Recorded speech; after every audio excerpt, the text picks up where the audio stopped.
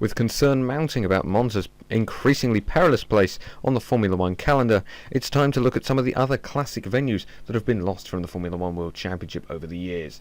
For this list, there are two simple rules. Only one track per country, and different tracks at the same location can't be counted. So there's no place for the Nurburgring Nordschleife, given the fact that the Grand Prix circuit currently used, well, it's still on the calendar reasonably regularly. That's enough of that. Let's get on with the list. At number 10 is Istanbul Park in Turkey. This is perhaps a controversial choice, but the Istanbul Park is rightly regarded as one of the most challenging of the modern tiltdromes. Its long, fast turn 8 is one of the most impressive corners ever to have been driven by a Formula One car, while it also produced great racing, although not many people seem to be there to see it. At number 9 is Anderstorp. It's located in the middle of nowhere in Sweden and is surrounded by forest, so Anderstorp is not somewhere you'd expect to find a Grand Prix, but that's exactly what happened during the 1970s for 6 years. In fact, some rickety wooden grandstands from the time are still there to tell the tale. At number 8 is Mosport Park in Canada. It may now be known by the soulless and very dull name of the Canadian Tire Motorsport Park, but anyway, Mosport staged the Canadian Grand Prix 8 times from 1967 to 1977. It was a lively track configuration, and the occasional heavy rainstorm ensured an exciting and unpredictable race before F1 headed to the Circuit Gilles Villeneuve in Montreal. At number 7 is Zandvoort. Until the track operators went out of business, leading to the Dutch Grand Prix dropping off the calendar following Niki Lauda's final Formula One win in 1985, Zandvoort was a mainstay. It was longer than its current form, nestled in the sand dunes, and it had a unique backdrop and some truly testing corners. And number 6 is Kyalami in South Africa. Now, we're not looking at the truncated version that held 2 Grand Prix in the first half of the 1990s here, but the majestic original circuit that hosted Formula One from 1967 to 1985.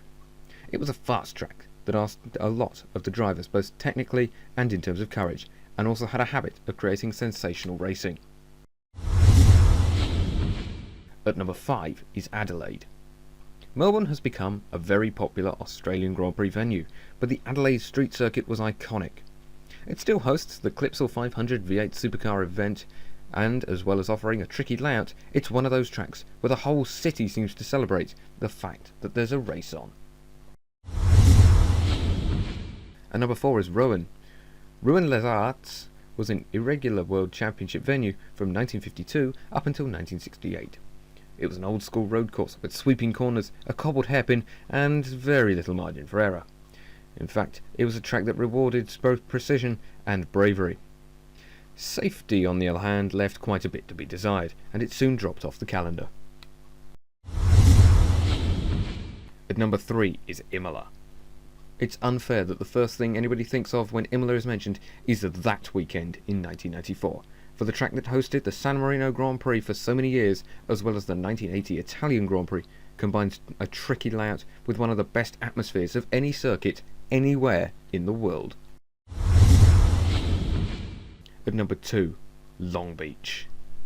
No country has more ex-Formula One venues than the United States, but it's Long Beach that added that something special to the calendar. The Long Beach Grand Prix lives on as an IndyCar race, but from 1976 to 1983 it was all about Formula One. It's North America's answer to Monaco, and still has a hold more than 3 decades on. And finally at number 1, Brands Hatch. I might be a bit biased here, because Brands Hatch is my local racetrack, but that's not the point. Paddock Hill Bend, Druids, the Grand Prix loop carving its way through ancient woodland, Brands Hatch has it all. That it's also a real challenge to drive and one of the most picturesque tracks to host Formula One makes it much missed. In fact, has it really been 30 years since it last held a World Championship Formula One race? If you enjoyed this video, be sure to give it a like and subscribe for more. On the screen now are 2 more videos that I think you might enjoy. Thanks for watching.